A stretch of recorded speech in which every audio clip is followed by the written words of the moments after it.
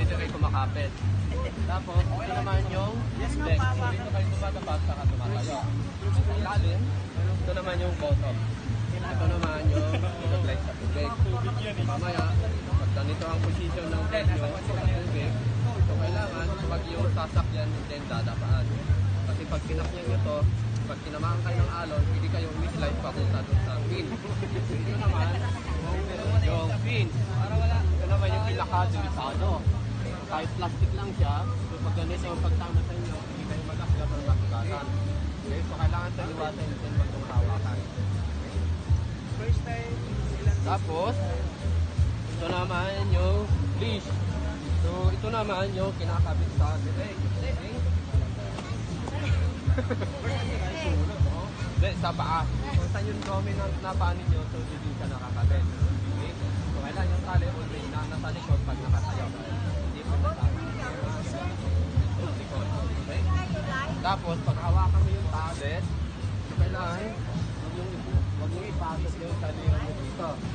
Kasi oras na mag-switch, yung talino nyo, hindi na pa tali. So yun, yun, huwag yung bubuhol sa kamay. At paghawakan ninyo. Okay? Pag sinaman ng alon yung pulse ninyo, yung kamay nyo, pwede na ikot dito sa tali. Yan, wala, tamang paghawak lang dito. Okay, pag sinaman na siya ng alon, pwede siyang mapitawan, and lalayo sa inyo. Okay? Basta huwag yung nag-iibuhol. Okay? Tapos, yung pagtapa, saka na lang magbalik. Ano ito siya? Half-half to siya. Okay. Pagtapa naman, hawak lang na dito sa buksay. Pagtapa nyo, upper, and then lower. Okay? Tapos, pagtapa, susunod ang palagi. Oo, hindi lang yan. Paa. Dito. Saka yung may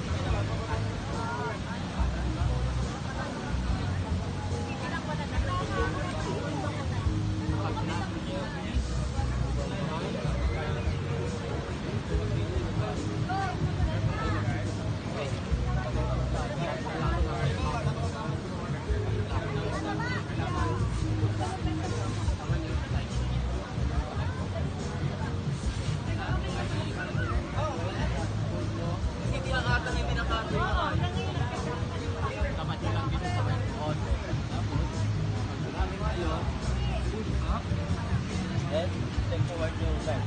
Pag net-net na, kailangan yung tuhod naka-bend. Tapos, pag dito na paano, 90, and then 45. Okay?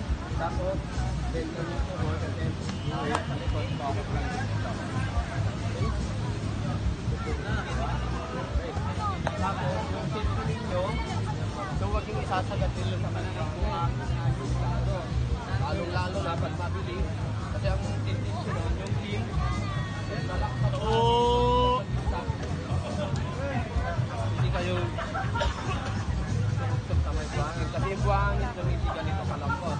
So, ang gagawin ninyo, 3 to 5 meters, baba na.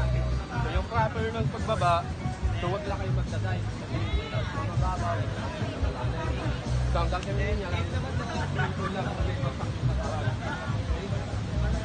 bumaba, sa likod.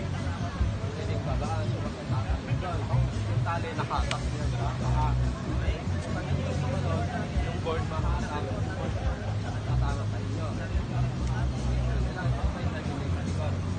Pwede babaan. Okay?